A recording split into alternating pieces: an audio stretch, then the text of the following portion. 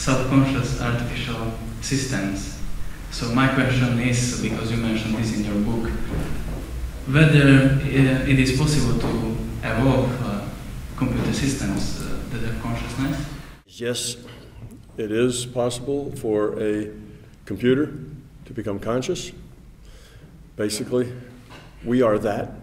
We are data, computation, memory, so we are kind of conscious computers in a sense, if you look at our consciousness that way. But you don't design consciousness into a computer. See, that's not what it takes. It's not that you design a computer that acts like a person. What you do is you give it you produce an environment that has enough flexibility that it can be self-changing, that it has a purpose, and it modifies itself, same thing, that we have. If you can produce that, if you can give it that kind of flexibility, it will start to evolve. It will start to change to meet its purpose. If its purpose is to lower entropy, then it would be more like us, but its purpose may be something else. So whatever purpose you can design the purpose into it, but you'll see that it'll change itself to get to its purpose, because that's the way it is. It can modify itself based on its experience. Its experience is its input. So now you'd have to have a computer that had a rich array of input. It wouldn't do just have one input, right? It couldn't do much with that. It has to have a rich array of input. It has to interact with its environment. That interaction would have to be processed so it could tell whether that interaction was helping it meet its purpose or hindering it. Then it would have to go change things, the way it interpreted events, the way it saw things, so that it would lower its entropy, so that it could more effectively meet its purpose. And you would see that that machine then would exhibit consciousness. Now, it may be consciousness like a bumblebee is conscious. It wouldn't necessarily be human. It could be conscious like a clam is conscious. We already have some machines that are conscious like insects are conscious.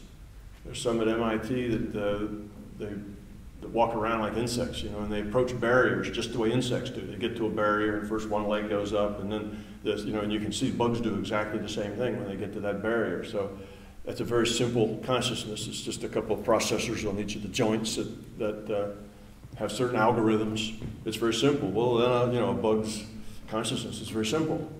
So we already are seeing consciousness at that lower level. The idea when people say, well, conscious computer, they want one that thinks like a person. That's a harder thing to do because you need to have an input, a variety of input that can be used and assessed, sort of like a person. You have to have the purpose, sort of like a person. If you have all the aspects of this computer that are sort of like a person, then you'll get a consciousness that's sort of like a person. But that's a little harder thing to do. We need a lot faster computers with a lot more variety in their input and with a lot more, it has to be fuzzy choices. You can't have it all deterministic. So yes, computers can be conscious, but it takes a certain platform that has to be put together that will support that consciousness, and it'll only support as much consciousness as that system provides. So if you can provide the same kind of platform that we have, you'll get something similar to us.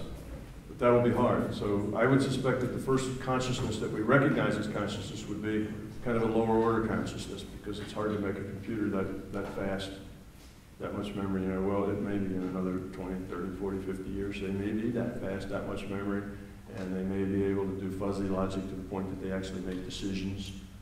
They make their own decisions. They're not just following algorithms, you know what I mean? But they make decisions based on their input and then change themselves accordingly, and that is basically the definition of consciousness.